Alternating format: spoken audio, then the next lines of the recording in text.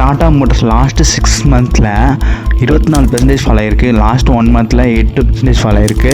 இன்னும் ஃபால் ஆகுமா இல்லை அப்படியே ரிக்கவரி ஆகிருமா அதை பற்றி டீட்டெயிலாக பார்க்கலாம் இந்த வீடியோவில். மார்க்கெட் கேப் வந்து 2.6 lakh crore, பி ரேஷியோ வந்து 7.96. ஓகே, இப்போ நம்ம வந்து ஃபுல்லாகவே புரிஞ்சுக்கிற விஷயம் வந்து பேசஞ்சர் வெஹிக்கிள்ஸில் வந்து 73,000 கோடி வந்து வெஹிக்கிள் விற்காமல் அப்படியே கிடக்குது. ஏன்னா தசரா தீபாவளி அந்த சேல்ஸ் வந்து ரொம்ப கம்மியாக இருக்குது. லாஸ்ட் இயர் கம்பேர் பண்ண போகிறோம். பேசஞ்சர் வெஹிக்கிள்ஸ் வந்து ரொம்ப கம்மியாகிட்டுருக்கு. ஆனால் இன்ட்ரெஸ்டிங் திங்ஸ் என்னென்னா டாடா மோட்டரில் பேசஞ்சர் வெஹிக்கிள்ஸோட கான்ட்ரிபியூஷன் வந்து ஒன்லி 12% தான். அது போக அதுக்கு அடுத்து வந்து 18% வந்து கமர்ஷியல் வெஹிக்கிள்ஸ். மெயின் டாடா மோட்டரில் மெயின் மேட்ரு வந்து 66% JLR, Jaguar and Land rover. அதான் முக்கியமான அபோவ் 50% ரெவன்யூ கொடுக்குறது வந்து Jaguar and Land Rover. Okay, first நம்ம வந்து பேசஞ்சர் வெஹிக்கிள்ஸில் டீட்டெயிலாக பார்க்கலாம். பேசஞ்சர் வெஹிக்கிள்ஸ் வந்து நல்லா போயிட்டு தான் இருந்துச்சு. ஆனால் இப்போ வந்து ரீசெண்டாக 6C9 மஹிந்திரா வந்து ரீசெண்டாக புது மாடலாக நிறைய மாடல் இறக்கிட்டாங்க. ஸோ வந்து காம்படிஷன் நிறைய இருக்கும். அதே மாதிரி எலக்ட்ரிக்கல் வெஹிக்கிளையும் மஹிந்திரா வந்து இறங்கிட்டாங்க. ஸோ டாட்டாவுக்கு வந்து 58% இருக்குது மார்க்கெட் ஷேர் எலக்ட்ரிக்கல் வெஹிக்கிளில். ஸோ அது வந்து கம்மியாகும். அது மட்டும் இல்லை, எலக்ட்ரிக்கல் வெஹிக்கிள் வந்து அந்தளவுக்கு சேல்ஸ் ஆகலை. வெஹிக்கிள்ஸில் வந்து கிங்காக இருக்கிறது வந்து டாட்டா மோட்டராக இருக்கலாம். ஆனால் எலக்ட்ரிக்கல் வெஹிக்கிள்ஸ் அந்த அளவுக்கு சேல்ஸ் கம்மியாக தான் இருக்குது. ஸோ இப்போ காம்படிஷனும் அதிகமாக இருந்ததுனால கொஞ்சம் அதோட எலக்ட்ரிக்கல் வெஹிக்கிள் செக்டர் வந்து கொஞ்சம் கஷ்டமாக இருக்கும் போக. ஸோ அது ஒரு மஹிந்திரா 6C அது வந்து டாட்டா மோட்டர் கர்வ் பஞ்ச் அதே மாதிரி இருக்குது. ஸோ அதுக்கு கொஞ்சம் காம்படிஷன் அதிகமாக தான் இருக்கும். ஸோ ஓகே, அதே மாதிரி பேசஞ்சர் வெஹிக்கிள்ஸில் வந்து சேல்ஸ் கம்மியாக இருக்குது. ஆனால் SUVஸில் வந்து சேல்ஸ் அதிகமாகிட்ருக்கு. ஸோ அதனால தான் மஹிந்திராவோட ஸ்டாக் ப்ரைஸ் வந்து அதிகமாகிட்ருக்கு. ஓகே, இது இப்போ உள்ள சீசன் SUVs வந்து ப்ரீமியம் வெஹிக்கிள்ஸ் வந்து அதிகமாக சேல்ஸ் ஆகிட்ருக்கு. ஸோ பேசஞ்சர் வெஹிக்கிள்ஸ் வந்து ரொம்ப கம்மியாகிட்ருக்கு. அது one of the reason. Okay, அது மட்டும் இல்லை 18% ரெவன்யூ வந்து ஃபுல்லாகவே கமர்ஷியல் வெஹிக்கிள்ஸ்லேருந்து தான் வருது. ஆனால் அதில் லாஸ்ட் இயரில் வந்து 35% இருந்துச்சு. ஆனால் இந்த வருஷத்தில் ஒன்லி 31% தான் இருக்குது. அதுலேயும் நிறைய காம்படிஷன் வந்துட்டு குறிப்பாக மஹிந்திராவும் அவங்களோட கமர்ஷியல் வெஹிக்கிள்லேயே அதிகமாக க்ரோத் ஆகிட்டுருக்காங்க.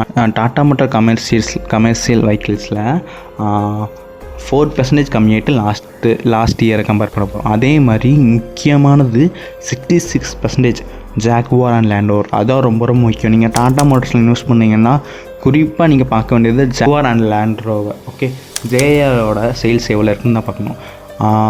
இப்போ Q2 சேல்ஸ் வந்து 3% கம்மியாக இருக்குது. ஸோ இது ரொம்ப கஷ்டம் தான். 3% வந்து ரொம்ப கம்மி தான், ஆனால் கம்மியாக இருக்குது. ஏன்னா அதான் 66% கான்ட்ரிபியூட் பண்ணுது. ஸோ அது ஒன் ஆஃப் த ரீசன். அதே மாதிரி ஜாகுவாரோட லோகோவை சேஞ்ச் பண்ணிட்டாங்க. ஸோ அது நிறைய பேருக்கு பிடிக்கல. ஸோ அதனால அதுக்கு நிறைய ப்ராப்ளம் வரும், சேல்ஸ் க்ரோத் ஆகுதுன்னு சொல்லி நிறைய பேர் பார்க்குறாங்க. ஸோ அது ஒரு ரீசன். அதே மாதிரி ஜனவரியில் ஜாகுவார் வந்து 00 ஜனவரியில் வந்து சேல்ஸ் ஸ்டார்ட் ஆக போகுது. அது ஆல்ரெடி ரெடி பண்ணிட்டாங்க. ஸோ அதில் ஆனால் முக்கியமாக பிங்க் அண்ட் ப்ளூ கலர். ஆனால் ஜாகுவாரை வாங்குகிற எல்லாருமே மெயில்ஸ் தான் maximum. So pink and blue colour. So கொஞ்சம் ஏன் பண்ணுறாங்கன்னு தெரில. ஸோ அது ஒரு ரீசன். பார்ப்போம் எப்படி க்ரோத் ஆகுதுன்னு பார்ப்போம். ஓகே, இதெல்லாம் இப்போ எல்லா சேல்ஸ்லேயும் அடி வாங்க ஆரம்பிச்சிட்டு டாட்டா மோட்டர்ஸ். ஓகே, ஸோ அதனால் மெயினாக கமர்ஷியல் அண்ட் ஜாகுவாரில் வந்து JLRல வந்து 3% கம்மியாகிட்டு சேல்ஸு. அதே மாதிரி கமர்ஷியல் வெஹிக்கிள்ஸ்லேயும் 4% மார்க்கெட் ஷேரை இழந்துடுச்சு. ஸோ அது ஒன் ஆஃப் த ரீசன் அதோட கீழே போகிறதுக்கு. இன்னும் கீழே போகுமானா என்னை பொறுத்த வரைக்கும் இதில் வந்து இன்னும் க்ரோத் இருக்குது. ஏன்னா JLR சேல்ஸ் மேக்ஸிமம் வந்து நம்பர் 1 வந்து யூகேயில் 32% மேலே சேல்ஸ் ஆகிட்டுருக்கு. நெக்ஸ்ட் நார்த் அமெரிக்காவில் 21% மேலே சேல்ஸ் ஆகிட்டுருக்கு. ஓவர்சீஸில் 16% மேலே சேல்ஸ் ஆகிட்டுருக்கு. இந்த சேல்ஸ் வந்து கூடிக்கிட்டே இருக்குது.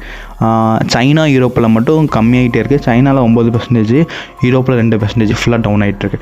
ஸோ JLR வந்து சேல்ஸ் ஃபுல்லாகவே டாலர் யூரோப், ஸோ பவுண்ட் அந்த மாதிரி தான் சேல்ஸ் ஆகிட்டுருக்கு.